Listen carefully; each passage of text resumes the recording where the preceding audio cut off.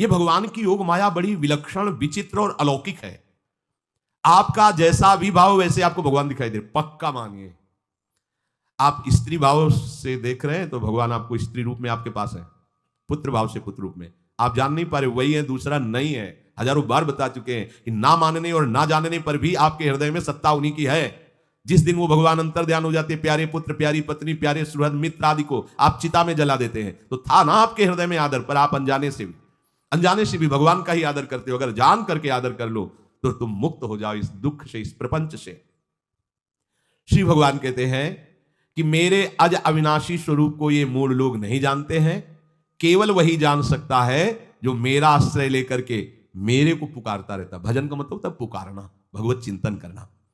वेदाहम शमतीतानि वर्तमानानि चार्जुन भविष्याणि च भूतानि माम तु वेद न कश्चन। हे अर्जुन, जो प्राणी भूतकाल में हो चुके हैं तथा जो वर्तमान में है और जो भविष्य में है, उन सब प्राणियों को मैं जान रहा हूं। जैसे आंवला ऐसे रख लो तो चारों तरफ से देख सकते हो, ऐसे भगवान अनंत ब्रह्मांडों को, जीवों को एक साथ देख रहे हैं। यही भगवान की भगवत्ता है, एक साथ देख रहे हैं। कोई भी जीव ऐसा नहीं है जिसको भगवान का दुलार नहीं मिल रहा हो। कहीं भी हो, अनंत ब्रह्मांड सबके लिए जो आवश्यक हो भेज रहे हैं। कोई भूखा नहीं रह सकता। एक बार वीर शिवाजी समर्थ गुरु श्री रामदास स्वामी जी के पास गए और कहा कि स्वामी जी, अकाल पड़ा हुआ है, तो हमने सारा का सारा खजाना खोल दिया और सबको पवाया। तो गुरु बड़े कृपा सिंधु थे, उन्होंने देखा कि इनके हृदय में एक गर्व का अंकुरण हो रहा है कि मैं भरण पोषण किया सबका अकाल में। तो उन्होंने कहा कि शिवू, यह थोड़ा उठाओ, चलो हमारे साथ। एक बड़ा पत्थर का, इसे तोड़ो। मारा, जो तोड़ा, हटाया तो नीचे मिट्टी में दबा हुआ स्वस्थ में ढके कैसा, बिल्कुल। बोले इसको किसने दिया?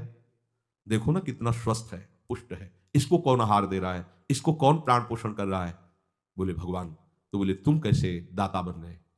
संपत्ति तो सब भगवान की है, भगवान ही सबका। ये अहम मत करो कि तुम पोषण करते हो, नहीं। छोटी सी वृत्ति को भी गुरुदेव बर्दाश्त नहीं करते। जो गुरु शरणागत होता है वो उनकी बात समझता है, अन्यथा वो अपनी मनमानी वृत्ति को ही आदर देता है, गुरु की आज्ञा वृत्ति को नहीं देता। छोटा सा भी अभिमान का कण अपने जनों में गुरुदेव को बर्दाश्त नहीं होगा, क्योंकि यही भगवत प्राप्ति में बाधा बन जाएगा। कितने जीव चराचर जगत में, देखो हमारे भगवान की भगवत्ता। सबको देख रहे हैं, सबको व्यवस्था दे रहे हैं, सब कुछ देख रहे हैं। 3 प्रकार की लीला हो रही, कहीं पालन लीला, कहीं सृजन लीला, कहीं विनाश लीला। उन्हीं के द्वारा हो रही, वही देख रहे हैं, वही कर रहे हैं। अगर ये बात तुम्हारी समझ में आ जाए तो अभी भगवान की शरण हो जाओ। पर अहम के कारण ये बात समझ में नहीं आती। जो भूतकाल में हो चुके हैं, वर्तमान में हैं, जो भविष्य में होंगे, सबका प्रभु वर्तमान की तरह देख रहे हैं, दर्शन कर रहे हैं। परंतु मुझे मेरे भक्त के सिवा कोई नहीं जानता है। भक्त के सिवा कश्यन, कोई भक्त बिरला, वही केवल भगवान को जान। भगवान सबको देख रहे हैं, भगवान की दृष्टि सब पे है। अगर ये बात आपकी समझ में आ जाए तो अभी आनंद आने लगेगा। मैं भगवान की दृष्टि में हूं, बस आज हमें सत्संग से ये बात मिली कि मैं भगवान की दृष्टि में हूं, मुझे वो देख रहे हैं, बढ़िया बन गया। अब आप पाप कैसे करोगे? क्योंकि भगवान की दृष्टि में भगवान आपको देख रहे हैं। डरो, किसी गवाही की जरूरत नहीं, वो देख रहे हैं। तो आप भय क्यों कर रहे हो? आपको भगवान देख रहे हैं, आपको डरना नहीं। फिर आप कामना क्यों कर रहे हो? भगवान आपको देख रहे हैं, जो चाहिए उस समय से दे देंगे, आप निश्चिंत रहिए। अगर आप अहम करोगे तो दुख भोगोगे, आश्रित रहोगे तो सब अपने आप निर्वाह हो जाएगा। एक आदमी ट्रेन के डिब्बे में बैठे ऐसे ऐसे दौड़ रहा था। एक ने पूछा, भाई क्यों दौड़ रहे? बोले अमुक स्टेशन जाना है। तू बैठ जा, गाड़ी चल रही है, ट्रेन चल रही, तू बैठ जा। ऐसी त्रिगुणात्मिका माया की ट्रेन चल रही, पूरे विश्व का विश्वंबर भरण पोषण कर रहे हैं, तू तो बैठ जा भगवत आश्रय लेकर के। तू काहे को दौड़ा घूम रहा है? लेकिन ये अहंकार के कारण भटकता रहता है। भूत, वर्तमान और भविष्य काल, ये 3 विशेषण देकर भगवान कह रहे हैं कि मैं सबको देखता रहता हूं, जो हो गए, जो हैं, जो होंगे। भूत के प्राणी, भविष्य के प्राणी अथवा वर्तमान के प्राणी, सभी भगवान की दृष्टि में वर्तमान की तरह ही है। ये भूत, भविष्य, वर्तमान काल केवल हम लोगों की दृष्टि में भेद है, भगवान की दृष्टि में नहीं। हो चुका, होगा, हो रहा है। भगवान की दृष्टि में सब हो रहा है, पीछे का भी, अब का भी, सब सामने चल रही सीन। हमारे हृदय में विश्वास हो जाए प्रभु हमें देख रहे हैं। अभी तो हमें ये नहीं पता कि हम भजन कर रहे हैं, भगवान पता नहीं जान रहे हैं कि नहीं जान रहे हैं। अभी भक्ति में रंग आ जाए, अगर ये बात समझ में आ जाए कि प्रभु देख रहे हैं हमें। देखो, जब हमारे गुरुजन बैठकर सुनते हैं और जब गाने को अवसर मिलता है तो ज्यादा उत्साह होता है कि बैठे सुन रहे हैं। ऐसे ही अगर हम मान लें कि हमारे प्रभु सुन रहे हैं, हम जो भजन करें हमारे प्रभु देख रहे हैं, जो सेवा करें भगवान हमारे स्वीकार करें, प्रियालाल स्वीकार कर, अभी भक्ति का रंग आ जाए, ये बात हमारे हृदय में बैठ जाए कि मैं हर समय प्रभु की दृष्टि में हूं, हर समय मैं अपने आराध्य देव की दृष्टि में हूं, कितना आनंद आएगा। अंदर से सोचो जरा, हर समय वो हमें देख रहे हैं, वो कह रहे हैं मैं देख रहा हूं, पीछे जो तुम किए वो देख रहे हैं वर्तमान की तरह, अभी जो वो तुम देख रहे हैं, आगे जो करोगे वो भी देख रहे हैं। वो पहले से उनको सब पता है, तुम ऐसे ऐसे चलोगे, ऐसे ऐसे कार्य करोगे। भगवान की दृष्टि में सब कुछ वर्तमान ही रहता है। संपूर्ण प्राणी काल के अंतर्गत है और प्रभु श्री हरि कालातीत है। देश काल वस्तु व्यक्ति घटना परिस्थिति ये बदलते रहते हैं, पर प्रभु श्री हरि वैसे के वैसे ही रहते हैं। काल के अंतर्गत प्राणियों का ज्ञान एक सीमित है। अब इस दीवार के पीछे कौन खड़ा है, क्या कर रहा है पता नहीं, पर भगवान की दृष्टि में नहीं। भगवान की दृष्टि में सुमेरु पर्वत पर क्या हो रहा है, जहां किसी की दृष्टि वहां भी उनको, ब्रह्मलोक में ब्रह्मा क्या कर रहे हैं, बैठे बैठे सब। इसीलिए कितने महान ईश्वर है। एक छोटी सी भी चींटी को दाना मिला कि नहीं, उनको चिंता है। देखो आप छोटे से 2-4 लोगों का भार लेकर के चिंतित हो रहे हो, अनंत ब्रह्मांडों के अनंत जीवों का भरण पोषण प्रभु हमारे कर रहे हैं और निश्चिंत है। अचिंत शक्तियां भगवान की, तो आप भी तो उनके बच्चे हो ना। ये सब कहने का मतलब है आप भी तो उन्हीं के अंश हो ना। 2-4 की चिंता में इतने तुम बावरे हो रहे हो, डिप्रेशन में पहुंच रहे हो, 2-4 कामनाओं के पीछे इतने। अनंत ब्रह्मांड तुम्हारा जो अंशी है, अनंत ब्रह्मांडों के अनंत जीवों का अनंत काल से भरण पोषण करता चला रहा है। कहीं भी किसी के साथ कुछ भी गलत नहीं हो सकता। जैसे कहते हैं कि क्या गलत हुआ, देखो ना अभी तो बच्चा था, ऐसा ऐसा हो गया, तो तुम्हारी दृष्टि में बच्चा है, पीछे तो बहुत पुराना है ना, जो कर्म करके आया उसका फल। कहीं भी गलत किसी के साथ नहीं होता, ध्यान रखना। जहां कुछ होता है, अभी हमने देखा मानो कि ये तो बहुत गंदा है, तो सीधे जा रहा था, ये आदमियों ने मिलकर इसे पीटा, अभी सीधा चल रहा है, पीछा टेढ़ा चल के आया है, और जिनको पीटा है वही आके इसे पीट रहे हैं। अब हम वर्तमान को तो देख रहे हैं ना, पीछे की बात तो देख नहीं रहे ना, और भगवान पीछे की देख रहे हैं कि इसने पीछे बहुत ऐसा गलत किया, उसका हिसाब इसको मिल रहा है, इसे चुपचाप देखते रहते हैं। ध्यान रखना, इतना भी गलत नहीं हो सकता इस सृष्टि में। वो कैसे गलत नहीं हो रहा, अभी तो नौ युवक था, उसने कुछ ऐसा किया ही नहीं, अभी तो नई अवस्था थी, अभी तुम्हें दिखाई दे रहा है 15 वर्ष का है, लेकिन भगवान देख रहे हैं मेरा पुरातन अंश है, किस जन्म से क्या क्या करते चला रहा है। ये ज्ञान हो जाएगा तो किसी भी बात में आपको दुख नहीं पहुंचेगा, विक्षेप नहीं पहुंचेगा। नहीं बड़े बड़े विक्षिप्त हो जाते। एक गौतमी नाम की महान तपस्विनी थी, महाभारत में कथा आती है, उसका एक ही पुत्र था और उसको सांप ने काट लिया। तो वहां की कुल भी उठा के लाए और कहा देवी मां ये देखो सांप ने तुम्हारे बेटे को काट लिया। तो उनका इतनी सामर्थ्य सांप की कैसे हो गई कि मेरे बेटे को काट लिया और मेरे से भय नहीं माना, आकर्षण वृत्ति जो ही कि सांप सामने आ गया, तूने क्यों काटा, मैं तुम्हें भस्म कर दूंगी। तो आपने कहा पहले हमारी प्रार्थना सुन लो, मेरे सर पर मृत्यु ने आकर के अपना शासन जमा लिया और कटवा दिया, मेरा कोई दोष नहीं। मृत्यु का आकर्षण किया, महान तपस्विनी, भगवान व्यास देव जी ने यह लीला कथा गाई है। मृत्यु का आकर्षण किया, साक्षात मृत्यु सामने आ गई, थर थर कांपने लगी। गौतमी जी ने कहा मैं अपने तपस्या के बल से तुम्हें भस्म कर दूंगी, हमारे ऐसे निष्पाप बालक को तुमने सांप के द्वारा प्रेरित करके कटवाया। बोले मेरे ऊपर काल का शासन है, काल ने मुझे प्रेरित किया, मैंने सांप को प्रेरित किया, मेरा कोई दोष नहीं, ये काल का शासन। काल का आवाहन किया, काल उपस्थित हुआ। काल ने कहा कि मेरा इसमें कोई दोष नहीं, इस बालक के पूर्व जन्म के कर्म के द्वारा मैं प्रेरित हूं, इस बालक के कर्म से प्रेरित होकर मैंने मृत्यु को प्रेरणा की, मृत्यु ने सांप को प्रेरणा की और इसने डस लिया। अब आप बताओ किसका दोष है। शांत हो गई, क्योंकि इस बालक के ही तो को न काहू के सुख दुख करदाता, निज कृत कर्म भोग सुन भ्राता। कोई किसी के सुख दुख का हेतु नहीं है, अपने कर्म ही है जो हमको दुख सुख देते हैं। और ये भगवान देख रहे हैं। कोई जैसे आपको अभी मनुष्य शरीर मिला, स्वतंत्रता है, अब आप जो पापाचरण चाहो छूट है कर सकते, या जो पुण्य कर्म चाहो कर सकते, या भजन करना चाहो कर सकते हो। ये स्वतंत्रता केवल मनुष्य शरीर को दी गई है। आपको जो पूर्व भोग मिल रहे हैं वो आपके पीछे के कर्मों के हैं। तो जो ज्ञानी जन होते हैं, विवेकी जन होते हैं, आए हुए प्रारब्ध को भोग लेते हैं, नया कोई पाप नहीं करते, निरंतर भजन करते रहते, भगवान की कृपा से मुक्त हो जाते। अगर भगवान की शरण में नहीं होगे, भजन नहीं करोगे, तो आपके ऊपर बहुत से ऋण है, दुर्गति हो जाएगी। ऐसा नहीं है।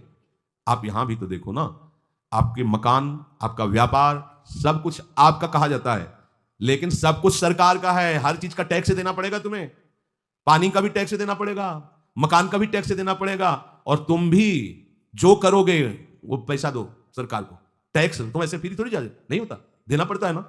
आप मान लो नौकरी कर रहे हो कि हमारी नौकरी करे, तो उसमें सरकारी टैक्स कटेगा आपका, क्योंकि आप सरकारी आदमी हो, भारत देश के वासी हो। ऐसे ही ये टैक्स लगे हुए सरकारी भी, मातृ ऋण, पितृ ऋण, ऋषि ऋण, ये टैक्स है। ऐसा नहीं कि तुम कमाओ खाओ और इसके बाद मर के जाओ स्वर्ग मिलेगा। टैक्स चुकाओ। ये मनुष्य शरीर मिला, इन ऋणों से मुक्त हो। अगर नहीं हुए तो अभी तुम्हें दुर्गति होगी। आप देखो, जब कभी ऐसी सूचना मिलती कि अमुक आदमी का अमुक धन पकड़ा गया, तो इनाम दिया जाता है क्या कि इतना कमा लिया? सजा दी जाती है। तुमने टैक्स की चोरी की, हो गया चोरी नहीं कि मेहनत से कमाया या व्यापार से कमाया, दिया नहीं सरकार को, हाँ दिया नहीं इसीलिए तुम्हें टैक्स की चोरी का दंड मिलेगा, सारा धन अपहृत हो जाएगा, तुम्हारी निंदा होगी, तुम्हें सजा मिलेगी। बोलो मिलती है नहीं? ऐसे ही ये लड़का बच्चा पत्नी पुत्र परिवार जो भी है, ये सब श्री भगवान का तुम्हें टैक्स देना है। क्या टैक्स देना है? भगवान की शरण होकर उनका सुमिरन करो, सारे ऋणों से वो मुक्त कर देंगे। एकादशी स्कंद में कहा है मेरा भजन करने वाले का कोई ऋण नहीं रह जाता। और नहीं तो महाभारत में ही प्रसंग आता है कि जरत्कारु नाम के ब्रह्म ऋषि थे। ऋषि और भक्त में बड़ा अंतर होता है। वो तपस्या प्रधान, जैसे दुर्वासा ऋषि तपस्या प्रधान थे, वो बाल ब्रह्मचारी और तपस्या से युक्त एक दिन भ्रमण कर रहे थे, तो आवाज आई मेरी रक्षा करो मेरी रक्षा करो। तो उस आवाज की तरफ बढ़े तो देखा कुएं में उल्टा लटके हुए हैं बहुत से ऋषि, और एक केवल तंतु है, एक केवल तंतु है जिसमें दो चूहे लगे हुए उसको भी काट रहे हैं, एक काला और एक श्वेत। तो उन्होंने देखा और दयालु हो गए कि ऋषियों मैं तुम्हारी कैसे रक्षा कर सकता हूं? तो उन्होंने कहा कि ये जो दो चूहे हैं रात और दिन हैं, और जो हम लोग हैं ये तुम्हारे पितर हैं। ये चूहे तुम्हारी आयु को काट रहे हैं, एक तंतु हमारे कुल में केवल तुम ही हो, और तुमने तपस्या की ठान ली, ब्याह किया नहीं, गृहस्थ धर्म में गए नहीं, पुत्र हुआ नहीं, तो तपस्या में भक्ति में एक दम है कि सब ऋणों से मुक्त कर देगी। ये बात ध्यान रखना, तपस्वी अलग है भक्त अलग। इसलिए पीछे चर्चा आई थी कि तपस्वियों से भी अधिक, ज्ञानियों से भी अधिक, कर्मकांडियों से भी अधिक वो मेरा भक्त योगी होता है। तुमने तो ब्याह किया नहीं, तो अब ये तंतु रात दिन तुम्हारे जीवन को काट रहे हैं, जहां तुम खत्म हुए हम सब नरक में गिर जाएंगे। पितरों ने कहा तुम पितर ऋण से युक्त हो, मुक्त तभी होगे जब ऐसा करो।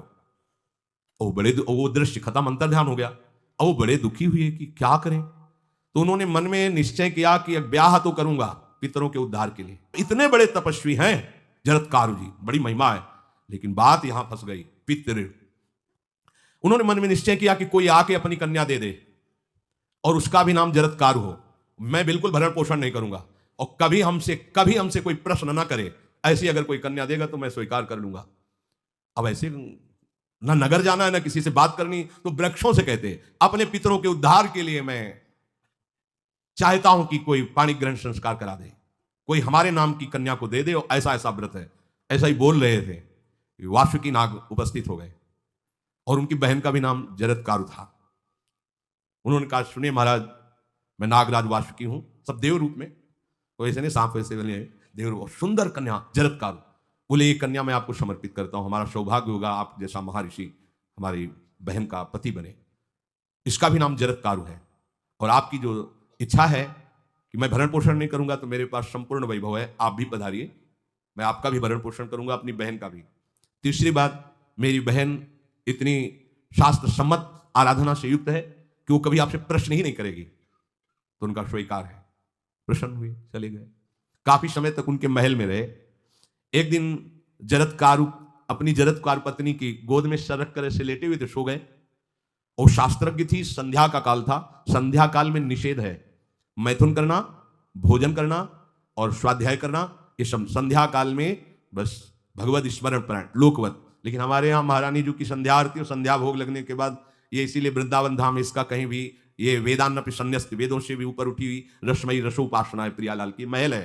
ये जगत सिद्धांत नहीं है, ये जगदीश का भी सिद्धांत नहीं है, ये प्रेम सिद्धांत है, वृंदावन नित्य विहार रस है। इसलिए इसको बीच में बता देते हैं, कहेंगे दूसरे को तो, और यहाँ शाम के तो भोग ही लगता है, गान बजान होता है, बकाया सिद्धांत है, आंख मूंद करके या तो गायत्री जप या जो गुरु मंत्र चुपचाप शांत भाव से जपे, ऐसा। अब वो इस चिंता में थे कि मेरे पति का धर्म जा रहा है, और मैंने आज तक कुछ बोला नहीं अपने पति से, अगर बोलती हूं तो हो सकता है नाराज हो जाए और छोड़कर चले जाए। अगर मुझे छोड़ देते हैं और इनका धर्म बचता है तो ये ठीक बात रहेगी। कितनी विवेकवान है। अगर ये सोते रह गए और सूर्य अस्ताचल को चले गए तो इनका धर्म लोप हो जाएगा, ये मैं होने नहीं दूंगी, अपने पति का धर्म लोप नहीं होने। और वो उस समय भी केवल एक लंगोटी लगा के रहते थे, अस्थिमात्र हो रहे शरीर, वहां भी ऐसा नहीं कि दूल्हा बनकर के सज, नहीं, वैसे ही केवल पितरों की तृप्ति के लिए उन्होंने बात स्वीकार की थी। उन्होंने कहा महाराज उठिए, संध्या का समय है, शास्त्र निषेध करता है इस समय सोना नहीं चाहिए, नहीं आपके धर्म का लोप हो जाएगा। महाराज उठिए, सूर्य अस्ताचल को बस पहुंचने ही वाले हैं, उठिए। उठे एकदम लाल आंख करते हुए, तुमने हमें टोका कैसे, तुमने हमसे प्रश्न कैसे कर दिया, मैं अभी तुम्हारा त्याग करता हूं। बोले स्वीकार है, आपके धर्म का लोप ना हो, कहीं सूर्य अस्ताचल को चले गए, आपने अर्घ नहीं दिया तो जीवन भर की आपकी उपासना में कलंक लग जाएगा कि आपने संध्या काल में शयन करते हुए सूर्य आराधना नहीं की, आपके धर्म का लोप हो जाए। बड़ा सूक्ष्म धर्म का विषय। तो उनका सूर्य की ताकत कैसे कि मैं सोता रहूं और वो अस्ताचल को चले जाए, ऐसे महात्मा थे। कहा सूर्य की ताकत कैसे, भगवान व्यासदेव जी ने लिखा है, किसी कहानी की बात नहीं। सूर्य की सामर्थ्य कैसे कि मैं अर्घ ना दूं और वो अस्ताचल को चले जाएं, सूर्य तब तक रुके रहते जब तक मैं सोता रहता, पर तुमने टोक दिया, अब मैं चला। जब चले तो उन्होंने कहा हमारे गृहस्थ धर्म का जो फल होता है, आपके पाणी ग्रहण स्वीकार का जो फल होता है, उसको बिना दिए आप कैसे चले जा रहे हैं। तो उनका आस्ति वो है, चले गए। उसी से आस्तिक मुनि का प्रादुर्भाव हुआ और उन्होंने आगे बड़ा चरित्र है उनका, आस्ति, तो उसी से नाम रखा आस्तिक। आस्तिक उन्होंने जन्मेजय के यज्ञ को बंद किया। आप सोचो, एक पितर की तृप्ति के लिए उनको ये सब करना पड़ा। और श्री हरिशरणम और निरंतर भजन, तो मातृण, पितृण, देवऋण, ऋषि ऋण, सब ऋणों से उपासक मुक्त होकर के परम धाम को जाता है, एकमात्र भगवदास। पर ये मूढ़ जन इस बात को नहीं जान पाते हैं। बिना कारण कृपा करने वाले प्रभु जीव को मनुष्य शरीर देते हैं। ये मनुष्य शरीर अंतिम शरीर है, अगर इसमें नहीं बना तो फिर चले जाओगे 84 लाख योनियों के चक्र में। इसी शरीर में अनंत जन्मों के संचित कर्म समुदाय का नाश करके भगवत प्राप्ति होती है या मोक्ष पद मिलता है। कौन सा प्राणी किस गति को जाएगा भगवान देखते हैं पर संकल्प नहीं करते, ध्यान रखना, क्योंकि आगे की भी देख रहे हैं। वो देख रहे हैं जो तुम कर रहे हो वैसे गति बनती चली जाएगी, भगवान संकल्प नहीं करते। भगवान तो एक बार संकल्प कर दिया, एको हम बहुश्यामा, उसी में बहुत रूपों में प्रकट हो गए। अब तुम्हें संकल्प करना है कि इस जन्म में मुझे भगवत प्राप्ति करनी है। जो संत शास्त्र सदगुरुदेव कह रहे हैं ऐसा करो ऐसा ना करो, यदि आप इस भावना को स्वीकार करके आराधना करेंगे तो निश्चित निश्चित भगवत प्राप्ति इसी जन्म में हो जाएगी। प्रभु केवल तुम्हें निमित्त बनाना चाहते हैं, कल्याण तो वही करेंगे। जैसे अर्जुन से कह रहे हैं भीष्म आदि द्रोण आदि मेरे द्वारा मारे जा चुके हैं, तुम केवल निमित्त मात्र भव शब्दशाची। ऐसे ही अय उपासक तू केवल निमित्त बन जा, जो शास्त्र सदगुरुदेव आज्ञा करते हैं वैसे ही तू चल दे अपने मन को मार के, केवल तू निमित्त बन जा। कल्याण या भगवत प्राप्ति या मोक्ष वो तो भगवत कृपा से होगी। पूरी उद्धार की सामग्री तेरे अंदर जागृत कर देंगे प्रभु, केवल तू निमित्त बन जा, मेरी कृपा तेरी सारी बात बना देगी। विश्वास करो, इस बात पर विश्वास करो। भगवान कह रहे हैं तुम निमित्त बन जाओ, जो आदेश कर रहे हैं वैसा पालन करो, काम तो सब मेरी कृपा कर देगी।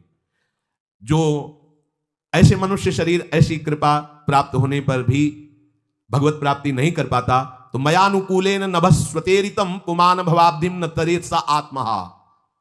ऐसी मेरी कृपा का सहारा मिलने पर यदि वो भगवत प्राप्ति नहीं कर पाता तो बोले आत्महा है, वो आत्महत्यारा है, वो दुर्गति को प्राप्त होता है।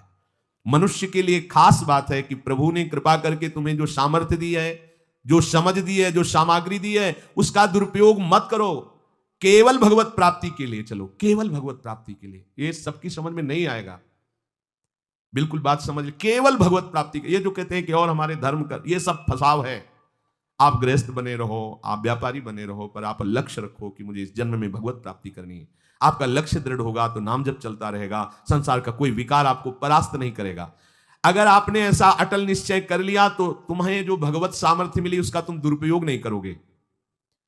देख लो, अपने लोग बहुत बड़ी गलती करते हैं, जो आध्यात्मिक ऊर्जा शक्ति उसको विषयों में दुरुपयोग करके नष्ट कर रहे हैं। कहते हैं अब हमारा मन नहीं लगता, अब हमारा बड़ा शांति है, घबराहट है। क्यों शांति है, क्यों घबराहट है?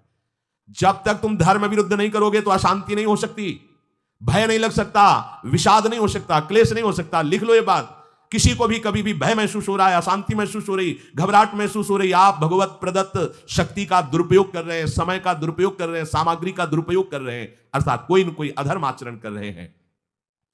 अभी आपको उपाय बता देते हैं। यदि तुम्हारा मन जलन पैदा कर रहा है तो भगवान से हाथ जोड़कर कहो कि हे नाथ, मेरे से अब तक जो गलतियां हुई हैं उन्हें क्षमा कर दो। आगे मैं गलती नहीं करूंगा, आपके बल से, आपके बल से। ये भी ध्यान रखो, आपके बल से, अपने बल से नहीं, आपके बल से। हे नाथ, ऐसा मुझे बल दो जिससे कभी मैं आपके और गुरुदेव के विपरीत न चलूं। अगर कोई हमसे गलती हो जाए तो मुझे तत्काल दंड दे देना, क्षमा मत करना। आगे ये बहुत बढ़िया बात है। अगर हमको क्षमा कर दिया जाएगा तो हमारे मन को उत्साह बढ़ जाएगा फिर गलती करने का। अगर दंड दे दिया जाए तो मन डर जाएगा। इसीलिए प्रार्थना में ये भी कहना चाहिए, पर हिम्मत नहीं पड़ेगी, क्योंकि मन को बहुत दुलार करते हैं ना कि प्रभु मेरे से जो गलती उसे मुझे दंड दे दो, मैं क्षमा नहीं चाहता। क्योंकि हम देखते हैं जब हम क्षमा कर देते हैं तो उसका उत्साह बढ़ जाता है मन का और गलत करने का। प्रभु इसे क्षमा मत करो, इसे दंड दो, एक बार इसकी भरपूर बेइज्जती होनी चाहिए। जब इसको सब देखेंगे हाँ ये, तो अपने आप ही मन सही रास्ते में आ जाएगा। प्रभु आप क्षमा कर देते हो और बात गुप्त रहती है तो इसको बढ़ावा और मिल जाता है और पापाचरण कर, क्योंकि ये दुष्ट है ना। अगर साधु हो तो बचत हो जाए कि देखो प्रभु ने इस गलती को छुपा दिया और कोई जाना भी नहीं और क्षमा भी कर दिया, मैं आगे से बिल्कुल नहीं करूंगा। ये दुष्ट है ना, ये ऐसा नहीं करता।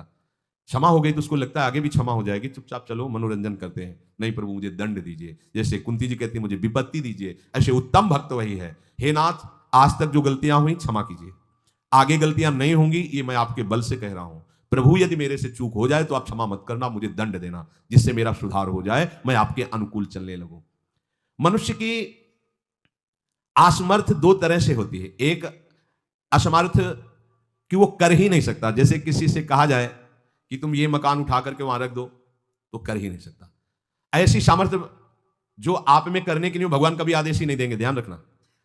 एक बात ध्यान दीजिए, कोई भी ऐसी भगवत आज्ञा या गुरु आज्ञा नहीं होती जो आप नहीं कर सकते। आप जो कर सकते हैं वही आज्ञा होती है। दूसरी असमर्थ यह होती है कि करना चाहता हूं, समय भी है, पर पता नहीं कोई अंदर से करने नहीं देता। भजन करना चाहता हूं, ब्रह्मचर्य से रहना चाहता हूं, और अनुकूल कृपा भी है, सत्संग मिल रहा है, धामवास सब, पर कोई हमारे ऊपर सवार हो जाता है और हमसे ऐसा करवा लेता है। यह है प्रमाद, यह है मूढ़ता, यह साधक को नष्ट कर देती है। दो प्रकार की असमर्थता की बात हुई। एक ये कि भाई हम असमर्थ हैं, कहा गया कि इस मकान को वहां उठा के रख दो, नहीं रख सकते, तो ऐसा आदेश ही भगवान और गुरुदेव का होता नहीं होगा। और अगर आदेश हो गया है तो आप उठा के देख लेना, आप उठा लोगे।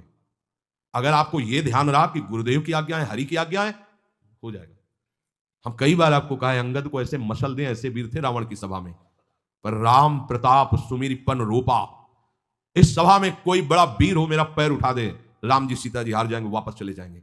ये बात थर्रा देने वाली बात है। घबरा, आराध्य देव और माता जानकी दोनों को दांव में लगा दिया, उठा दे कोई पैर, पर उनको भरोसा था कि मैं राम के बल पे कह रहा हूं। राम बल आकर के विराजमान हो गया, कोई नहीं उठा पाया। आखिरी में रावण झुका, मेरे झुकने से, मेरे सामने झुकने से तेरी बात नहीं, तो जो बार बार जिनको मनुष्य कह रहा है उनके चरणों में जा, मैं उनका एक तुच्छ दास हूं। यदि आदेश हो जाए तो घूंसा से सबको मार करके तेरी पत्नियों को बंदी बनाकर और तुझे अभी राम जी के सामने डाल दूं। ये अंगद नहीं बोल रहे थे, ये राम प्रताप बोल रहा था। ऐसे ही यदि आपको आदेश कोई शास्त्र का या गुरु का है तो आप अक्षरशः समझ लीजिए उसमें उनका बल भी है, पर हम लोग उस बल का तिरस्कार कर देते हैं। थोड़ी सी मन की डालकर उसको हल्का किया तो वो बल वापस हो गया। सीधे जो बात मानी जाती है उसमें उनकी कृपा शक्ति होती है, और जो अपनी मन की लगा की जाती है वो साधन होता है। कृपा शक्ति और साधन में अंतर होता है। तो जो हम कर सकते हैं, आदेश है, हम करना भी चाहते हैं और नहीं करते हैं, इसका हमारे अंदर प्रमाद का राज्य है। प्रमाद, लोग कहते हैं कि पता नहीं कोई हमारे दिमाग में आके कर जाता है, हाँ भूत आता है भूत। अब ऐसे लोगों को बावरा कहते हैं, इनको ऐसी जगह पहुंच जाए जहां सही निर्णय नहीं होता, और ये कर देना वो कर देंगे। उनको लगता है कोई है, बोले है, ऊपरी चक्कर है, अल्ले ऊपरी चक्कर हो, घूम रहे हो पागल बने, ऊपरी चक्कर कुछ नहीं, ऊपरी चक्कर नहीं, भीतरी चक्कर है। ये भीतर का तुम्हारा वासनात्मक प्रपंच ही तुम्हें नचा रहा है। विवेक का जागरण करो। किसी की अरे प्यारे तुम हरि के अंश हो। स्मशान में रात्रियां व्यतीत हुई, स्मशान में गंगा के किनारे भूतों के बीच में, कोई भी नहीं, कुछ नहीं। सीम की चाप सके को तासु बड़ रखवार रमापति जासु, अकेले, न युवक अवस्था, कोई साथ देने वाला नहीं, अंधेरा, कोई टार्च नहीं, कोई व्यवस्था नहीं, हर समय एक अपार आनंद, भगवद आनंद। कोई भय छू सकता है? हर समय हरि की दृष्टि में आप रहते हैं। आप भी ये प्रमाद मत कीजिए, ये प्रमाद है और कुछ नहीं है जो आप आचरण विरुद्ध कर देते हैं। अब क्या होता है, वो समझ पाता नहीं, उसके पीछे कर्म परंपरा लग जाती है, फिर वो हार जाता है कि मेरे से भजन वजन नहीं होने वाला, संयम से नहीं चलने वाला। अब वो योनि पर योनि प्राप्त करता चला जाए, ये योनि यो योनि।